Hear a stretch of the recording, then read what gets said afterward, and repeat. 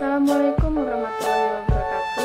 Saya Junila Agustina, NPM A1C021149, dosen pengampu Bapak Dr. Muhammad Kristiawan, MPD. Di sini saya akan menjelaskan materi yang ke-10 tentang manajemen pembiayaan sarana dan prasarana. Nah, konsep pembiayaan pendidikan. Menurut Hamdani, pembiayaan pendidikan adalah sebuah kompleksitas yang di dalamnya akan terdapat saling keterkaitan pada setiap komponen yang memiliki rentang yang bersifat makro satuan pendidikan hingga yang makro nasional yang meliputi sumber-sumber pembiayaan pendidikan, sistem dan mekanisme pengalokasiannya, efektivitas dan efisiensinya dalam penggunaan dana, akuntabilitas hasil penggunaannya yang diukur dari perubahan yang terjadi pada semua tataran, khususnya sekolah, dan permasalahan-permasalahan yang terkait dengan pembiayaan pendidikan menurut Bastian 2015. Sedangkan menurut Muyesa 2005, pembiayaan pendidikan adalah pengelolaan atau segala proses keuangan di sekolah atau madrasah, lembaga pendidikan guna memaksimalkan pencapaian tujuan kegiatan sekolah. Jadi, dari pendapat para ahli di atas dapat disimpulkan bahwa pembiayaan pendidikan adalah upaya mengumpulkan dana untuk membiayai operasional dan pengembangan pendidikan untuk meningkatkan kualitas SDM, sehingga mampu bekerja sama di lingkup lokal, regional, nasional, maupun internasional. Selanjutnya ada faktor yang mempengaruhi pembiayaan pendidikan. Menurut Bastian 2015 sebagai berikut. A. Kenaikan harga atau rising prices. B. Perubahan relatif dalam gaji pengajar teacher salaries. C. Perubahan dalam populasi dan kenaikannya presentasi peserta didik di sekolah negeri. D. Meningkatnya standar pendidikan edukasional standar. E. Meningkatnya usia anak yang meninggalkan sekolah. F. Meningkatnya tuntutan terhadap pendidikan lebih tinggi higher educational. Selanjutnya adalah landasan hukum pembiayaan pendidikan. Menurut Baharudin 2010 menyebutkan bahwa landasan hukum pembiayaan pendidikan terdiri atas A. Dasar yuridis, di dalamnya terdapat Pancasila, Undang-Undang Dasar 1945, dan peraturan perundang-undangan. Dan B. Dasar filosofis, pendidikan nasional kita dihadapkan pada masalah peningkatan kualitas, pemerataan kesempatan, keterbatasan anggaran, dan belum terpenuhinya sumber dana dari masyarakat secara profesional sesuai prinsip pendidikan sebagai tanggung jawab bersama antara pemerintah, masyarakat, dan orang tua. Kemudian ada sumber keuangan sekolah. Menurut Nanang Fatah 2004, sumber keuangan sekolah yaitu sebagai berikut. Sumber keuangan sekolah ada orang tua, pengusaha, yayasan, Pemda, pemerintah pusat, siswa, kelompok masyarakat, alumni, dan lain-lain. Kemudian ada kategori pembiayaan pendidikan. Di dalamnya ada biaya langsung dan tidak langsung. Direct cost atau biaya langsung yaitu biaya yang langsung berproses dalam produksi pendidikan. Sedangkan indirect cost atau biaya tidak langsung adalah pengeluaran yang tidak secara langsung mendukung proses pendidikan. Kemudian ada biaya masyarakat dan biaya pribadi.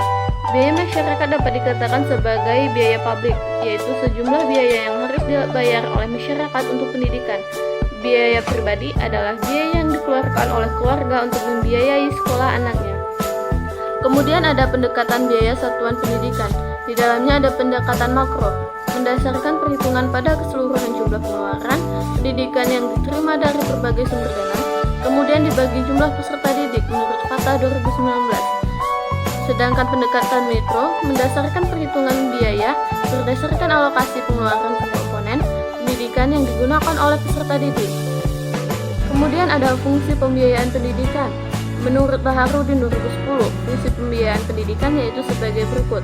A. Memungkinkan penyelenggaraan pendidikan dilakukan secara efisien dalam artian dana yang diperoleh dapat digunakan untuk pencapaian tujuan tertentu yang diinginkan. B. Memungkinkan ketercapaian kelangsungan hidup lembaga pendidikan.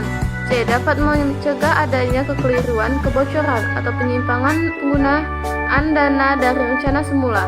Dan D. Menggambarkan target-target yang akan dicapai sekolah atau madrasah. Puslitbank 2005. Selanjutnya ada manajemen sarana dan prasarana. Pengertian sarana dan prasarana. Manajemen sarana dan prasarana adalah suatu kegiatan bagaimana mengatur dan mengelola sarana dan prasarana pendidikan secara efektif dan efisien dalam rangka pencapaian tujuan yang telah ditetapkan menurut Baharudin 2010. Menurut tim pakar manajemen Universitas Negeri Malang 2002, Manajemen sarana dan prasarana pendidikan adalah proses kerjasama pendayagunaan semua sarana dan prasarana pendidikan secara efektif dan efisien. Menurut Mulyasa 2005, berpendapat bahwa manajemen sarana dan prasarana pendidikan bertugas mengatur dan menjaga sarana dan prasarana pendidikan agar dapat memberikan kontribusi secara optimal dan berarti pada jalannya proses pendidikan. Perencanaan sarana dan prasarana. Perencanaan sarana dan prasarana persekolahan dapat didefinisikan sebagai keseluruhan proses perkiraan secara matang, rancangan pembelian, pengadaan, rehabilitasi, distribusi, atau pembuatan peralatan dan perlengkapan yang sesuai dengan kebutuhan sekolah. Kemudian ada tujuan dan manfaat perencanaan sarana dan prasarana. Tujuan diadakannya perencanaan sarana dan prasarana yaitu untuk menghindari terjadinya kesalahan dan kegagalan yang tidak diinginkan, dan untuk meningkatkan efektivitas dan efisiensi dalam pelaksanaannya.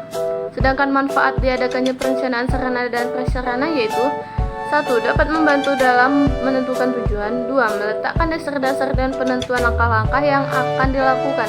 3. Menghilangkan ketidakpastian. Dan 4. Dapat dijadikan sebagai suatu pedoman atau dasar untuk melakukan pengawasan, pengendalian, dan bahkan juga penilaian agar nantinya kegiatan dapat berjalan secara efektif dan efisien. Selanjutnya ada persyaratan perencanaan sarana dan prasarana. Menurut Mulyasa 2005, persyaratan perencanaan sarana dan prasarana yaitu sebagai berikut. A. Perencanaan pengadaan sarana dan prasarana pendidikan persekolahan harus dipandang sebagai bagian integral dari usaha peningkatan kualitas proses belajar mengajar. B. Perencanaan harus jelas. C. Berdasarkan atas kesepakatan dan keputusan bersama dengan pihak-pihak yang terlibat dalam perencanaan. D. Mengikuti pedoman, standar, jenis, kuantitas, dan kualitas sesuai dengan skala prioritas. E. Perencanaan pengadaan sesuai dengan platform anggaran yang disediakan. F. Mengikuti prosedur yang berlaku. G. Mengikutsertakan unsur orang tua murid. H. Fleksibel dan dapat menyesuaikan dengan keadaan, perubahan situasi, dan kondisi yang tidak disangka-sangka. I. Dapat didasarkan pada jangka pendek 1 tahun, jangka menengah 4-5 tahun, jangka panjang 10-15 tahun. Kemudian ada perencanaan pengadaan barang bergerak dan barang tidak bergerak. Barang bergerak, barang habis pakai, dan barang tidak habis pakai. Sedangkan barang tidak bergerak, tanah dan bangunan. Kemudian ada pengadaan sarana dan prasarana. Cara pengadaan sarana dan prasarana menurut Barnawi 2015 adalah sebagai berikut. Pengadaan sarana prasarana ada penukaran, pendaur ulangan, pinjaman, penyewaan, pembelian, pembuatan sendiri, dan penerimaan hibah. Kemudian ada inventarisasi sarana dan prasarana. Inventarisasi sarana dan prasarana pendidikan menurut Barnawi 2015 adalah pencatatan atau pendaftaran barang-barang milik sekolah ke dalam suatu daftar inventarisasi barang secara tertib dan teratur menurut ketentuan dan tata cara yang berlaku. 8. Ada pemeliharaan sarana dan prasarana. Pemeliharaan sarana dan prasarana pendidikan menurut Barnawi 2015 adalah kegiatan untuk melaksanakan pengurusan dan pengaturan agar semua sarana dan prasarana selalu dalam keadaan baik dan siap untuk digunakan secara berdaya guna dan berhasil guna dalam mencapai tujuan pendidikan. Kemudian yang terakhir ada penghapusan sarana dan prasarana.